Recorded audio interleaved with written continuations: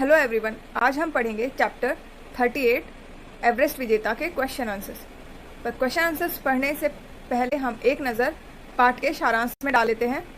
तो आइए शुरू करते हैं। जैसा कि हमें नाम से ही पता चल रहा है, एवरेस्ट विजेता। एवरेस्ट एक पर्वत का नाम है, हिमालय शिखर का नाम है, और विजेता मतलब जिसने विजय हासिल करी। एवरेस्ट विजेता मतलब जो एवरेस्ट की चोटी पे पहुंचा और वो विजयी हुआ, उसके बारे में हम आज पढ़ेंगे।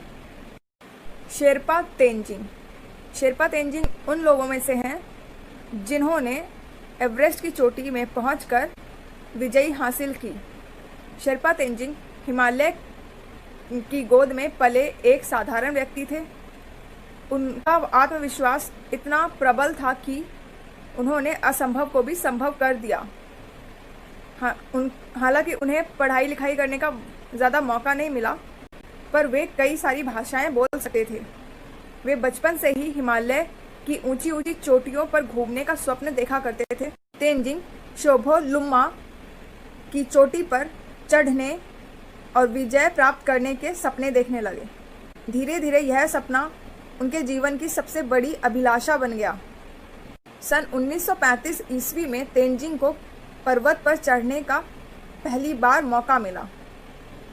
उस समय वो सिर्फ 21 साल के थे।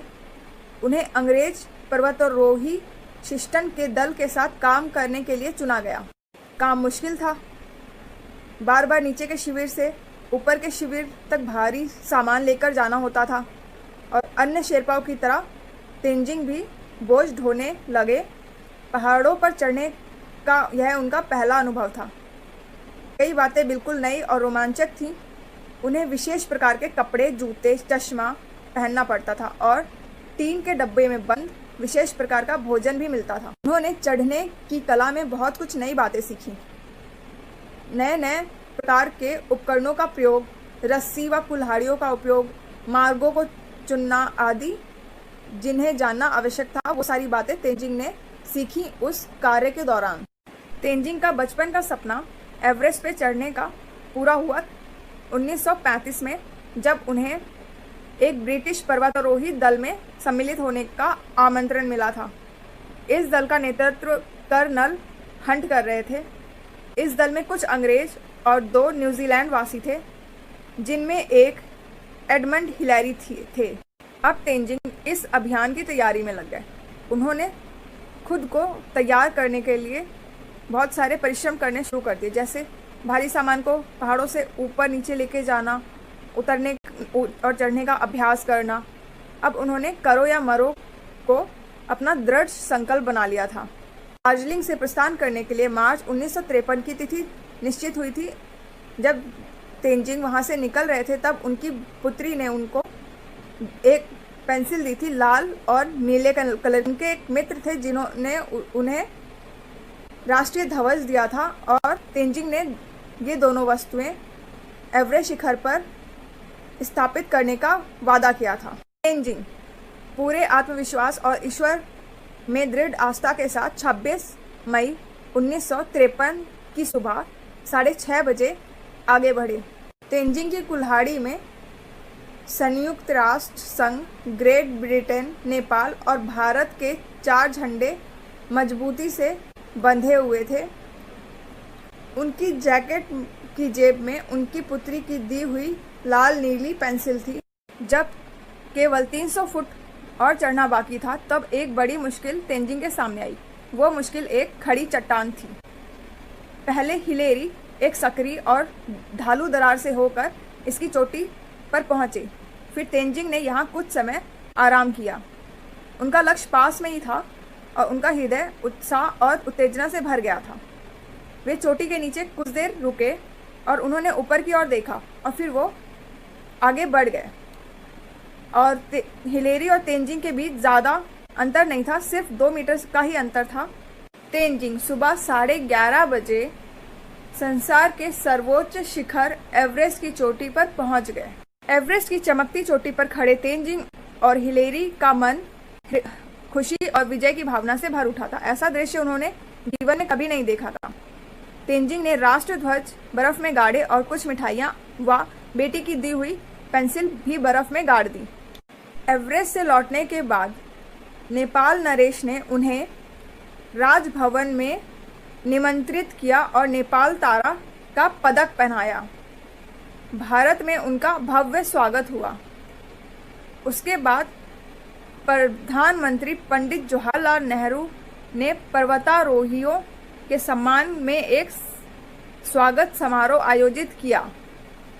4 नवंबर 1954 ईस्वी को पंडित नेहरू ने हिमालय माउंटेनियरिंग इंस्टीट्यूट का उद्घाटन किया। तेंजिंग ने विदेश जाकर प्रशिक्षण प्राप्त किया और इस संस्थान के निदेशक बने। वे भारत के सद्भावना राजदूत भी रहे। सेनावृत्ति के बाद उन्होंने सलाहकार के रूप में अपने अनुभव से संस्थान को लाभान्वित किया। तेंजिंग को उनके साहस और संकल्प में दृढ़ता के कारण उन्हें बर्फ का शेर भी कहा जाता है। एवरेस्ट के बारे में जानते हैं थोड़ा सा। इस पर्वत शिखर को यह नाम भारतीय सर्वे विभाग के प्रमुख सर जॉर्ज एवरेस्ट के सम्मान में प्रदान किया गया था। शेरपा तेंजिंग की एवरेस्ट पर विजय के 31 साल बाद फिर एक बार भारतीयों ने एवरेस्ट पर विजय हासिल की और इतिहास रचा। पर इस बार भारतीय महिला द्वारा एवरेस्ट शिखर पर विजय प्राप्त की गई। 23 मई सन 1984 का दिन पूरे भारत व नारी जगत के लिए गौरव और सम्मान का दिन था। इस दिन पहली भारतीय महिला बिछेंद्री पाल ने एवरेस्ट की चोटी पर कदम रखा था। तो अब हम जानते हैं बिछेंद्री पाल ने जो पहली भारतीय महिला थी जिन्होंने एवरेस्ट चोटी पर कदम रखा था 23 मई सन 1984 में। बिछेंद्री पाल का जन्म उत्तरकाशी उत्तराखंड के नाकुरी गांव में हुआ था 24 मई 1954 को। बिछेंद्री पाल ने अपने साहस और दृढ़ निश्चय का परिचय देते हुए एवरेस्ट शिखर तक पहुंचने में सफलता प्राप्त की। इन्हें बचपन से ही पर्वत बहुत आकर्षित करते थे। जब ये एमए की पढ़ाई कर रही थी तब उनके मन में पर्वतराज हिमालय की सबसे ऊंची चोटी एवरेस्ट पर विजय प्राप्त करने की इच्छा पैदा हुई। अपने इस सपने को पूरा करने के उद्देश्य से इन्होंने नेहरू पर्वतारोहण संस्थान से पर्वतारोहण के गुर सीखे और कुशलता प्राप्त की। 23 मई सन 1984 ईस्वी में उन्होंने अपना बचपन का सपना पूरा किया और अपने लक्ष्य को पाने के लिए कठिन परिश्रम से प्रशिक्षण प्राप्त किया था। उन्होंने पर्वत विजय करके सिद्ध कर दिया था कि महिलाएं किसी क्षेत्र में पुरुषों से पीछे नहीं हैं। में साहस और धैर्य की कमी नहीं है। यदि महिलाएं ठान लें तो कठिन से कठिन लक्ष्य भी प्राप्त कर सकती हैं। एवरेस्ट विजय अभियान में बिछेंद्री पाल को अनेक कठिनाइयों का सामना करना पड़ा। बिछेंद्री पाल को आखिरी चढ़ाई के दौरान 6 घंटे लगातार चढ़ाई करनी पड़ी। इनकी कठिनाई तब और बढ़ गई जब इनके एक साथी के पांव में चोट लग गई थी। इनकी बिछेंद्री पाल की गति धीमी हो गई थी और यह तेजी से आगे नहीं बढ़ सकती थी। फिर भी ये हर कठिनाई का साहस और धैर्य के साथ मुकाबला करते हुए आगे बढ़ती रहीं। आखिर में 23 मई सन 1984 को दोपहर 1 बजे कर 7 मिनट पर वे एवरेस्ट के शिखर पर थीं। बिछेंद्री पाल ने विश्व के उच्चतम शिखर को जीतने वाली सर्वप्रथम पर्वतारोही भारतीय महिला बनने का अद्भुतपूर्व गौरव प्राप्त कर लिया था। एवरेस्ट विजय से पहले बिछेंद्री पाल एक महाविद्यालय में शिक्षिका थीं, पर एवरेस्ट की सफलता के बाद उन्हें भारत की एक आयरन एंड स्टील कंपनी ने इन्हें खेल सहायक की नौकरी की पेशकश की। बिछेंद्री पाल ने यह प्रस्ताव स्वीकार कर लिया। इस समय बिछेंद्री पाल टाटा स्टील एडवेंचर फाउंडेशन नामक संस्था की नई पीढ़ी के पर्वतारोहियों को प्रशिक्षण देने का कार्य कर रही थी। महिलाओं द्वारा पर्वतारोहण का सिलसिला बिछेंद्री पाल के बाद नहीं रुका। उनसे प्रेरणा पाकर हरियाणा के इंडो तिब्बत पुलिस बल के अधिकारी पद पर कार्यरत संतोष यादव ने सन 1992 और 1993 में लगातार 2 बार एवरेस्ट की चोटी पर विजय हासिल की, एवरेस्ट की सफल चढ़ाई की। अन्य भारतीय महिलाएं पर्वतारोही कुमारी चंद्र प्रभा अटवाल, इन्होंने 24,645 फुट नंदा देवी पर्वत शिखर पर विजय प्राप्त की। चंद्र प्रभा अटवाल और हर्षवंती बिष्ट को अर्जुन पुरस्कार से सम्मानित किया गया। अरुणिमा सिन्हा को पद्मश्री पुरस्कार Tenzing Norgay national adventure award से सम्मानित किया गया। तो अभी हमने जाना एवरेस्ट विजयी के लोगों के बारे में, जो थे शेरपा तेंजिंग, बिछेंद्री पाल, चंद्रप्रभा, हर्षवंती बिष्ट और अरुणिमा। पहला प्रश्न है, बिछेंद्री पाल ने पर्वतारोहण का प्रशिक्षण कहाँ से प्राप्त किया? उत्तर है, बिछेंद्री पाल ने पर्वतारोहण का प्रशिक्षण नेहरू पर्वतारोहण संस्थान से प्राप्त किया।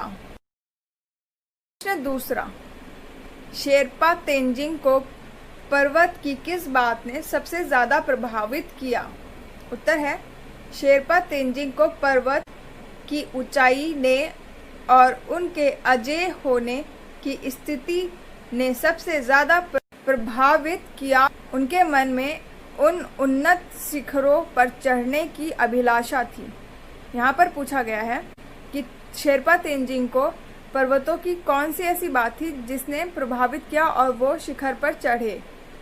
तो उन्हें पर्वतों की ऊंचाइयों ने प्रभावित किया था और पर्वतों का जो अजेय स्थिति थी, न झुकने वाली, सीधे खड़े रहने वाली, उसने प्रभावित करा था और उनके मन में शिखर पर चढ़ने की अभिलाषा हुई, इच्छा हुई उन्हें शिखर पर चढ़ने की।